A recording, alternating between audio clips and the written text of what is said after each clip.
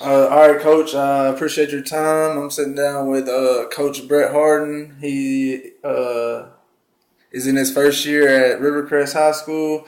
I'll go ahead and start with Mr. Harden. Yes, sir. Why did you choose this profession?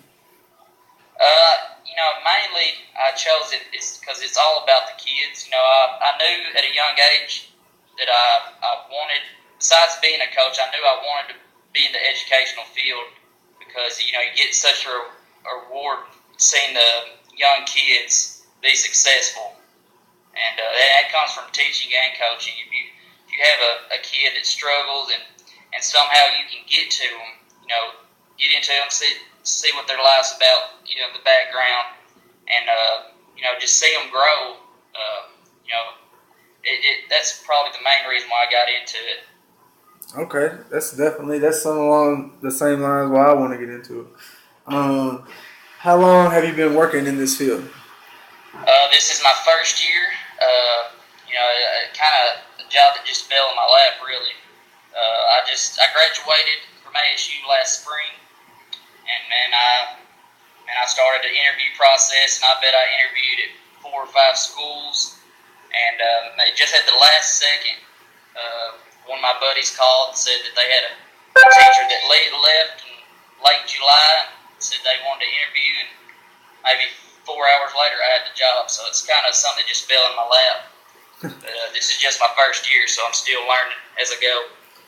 Well, it seems like that's a pretty good situation. Yeah, Anyway, it's good. It's good to know people in this field. definitely. That's for Um, sure. what advice would you give someone like me in my position who's wants to be a coach and educator like yourself? What's one thing that I can be doing right now while I'm in school? Well, any chance you get to be out in the field and in the classroom or in the gym, you need to have good classroom management. You want to.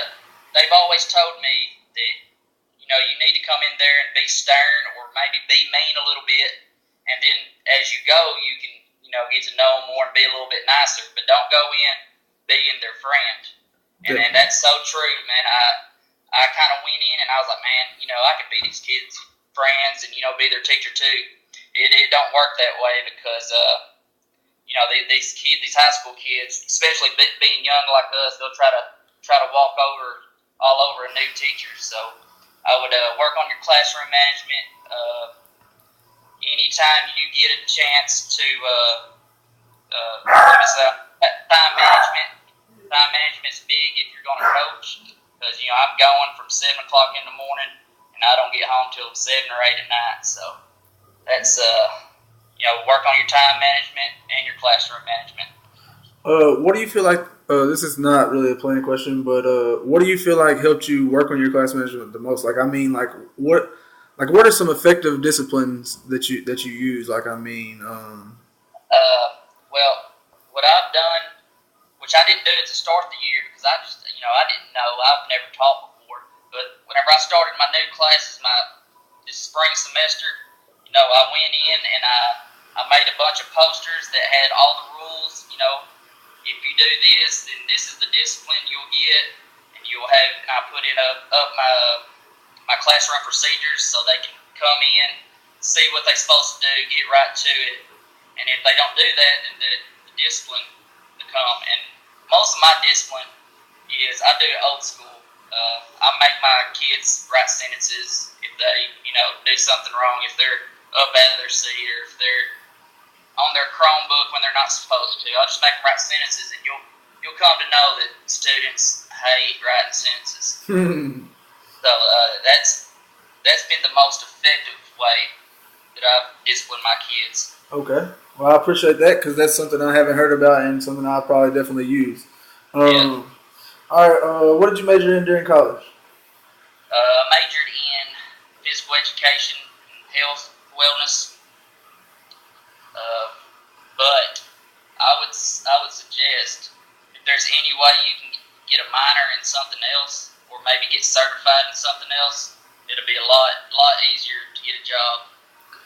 Man, there's some. If you look on the website for that puts the job listings, and there's so many math and science jobs out there. You know, if you can get somehow certified in math or science, and you can get a job pretty much anywhere you want to.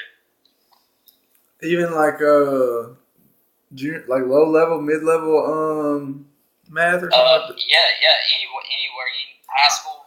All you have to do is take the praxis for that subject. Am I correct? Well, they've changed it. I thought that too. You know, that you used to just take one test, one mid-level test, right? And it's just one test. If you made a certain score, you was certified in all four. No matter if you did terrible on the social studies and English, if you did good on the science and math, and you made that score, it was like 144, then you're certified in all four, 4 through 8. Wow. All right. But now they're making you have to pass each individual test, so they make it a little bit harder. Wow. Than it used to. They passed that in like 2013 or something like that. Huh. So, is that something you're going to look into doing, or are you pretty comfortable where you're at? Right now, I'm pretty comfortable where I'm at. I've got great administration that I work for, a lot of great co-workers, and here at Rivercrest, you know, a lot of the coaches that are here and teachers that are here, they've been here, you know, 25 or 30 years.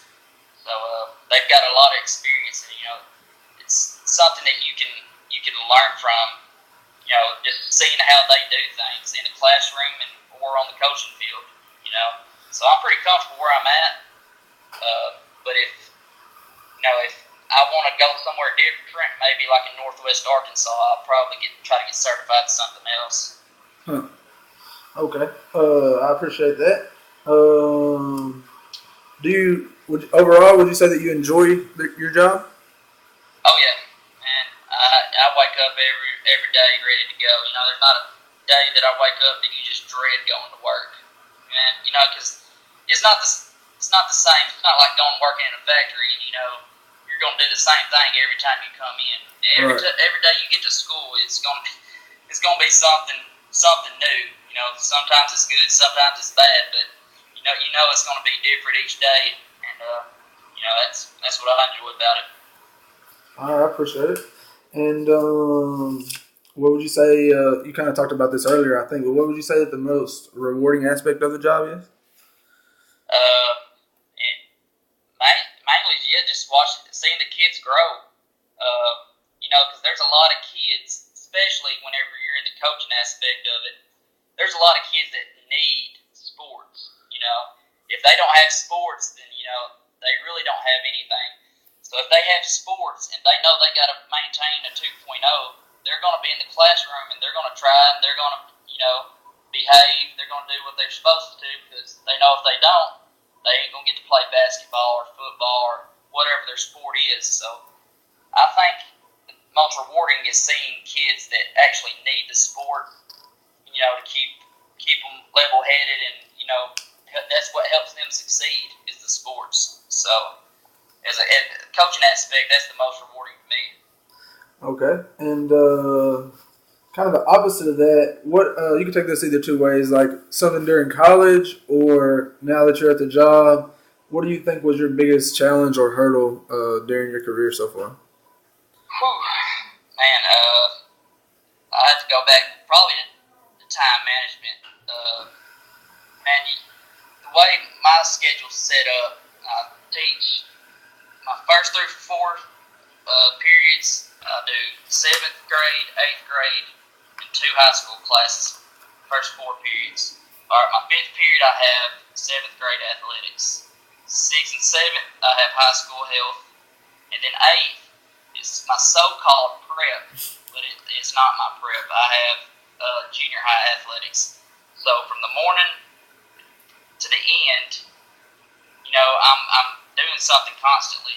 All right, and then after school you have I coach football, basketball, and baseball. So we always have practice after school or a game, and so I'm always going from 7 o'clock till maybe 7 or 8 at night. Sometimes longer than that because the way our school district is set up, you know, our kids are all over the county. So you got to take after a game or after practice, I have to take the kids from the north county to the south of the county.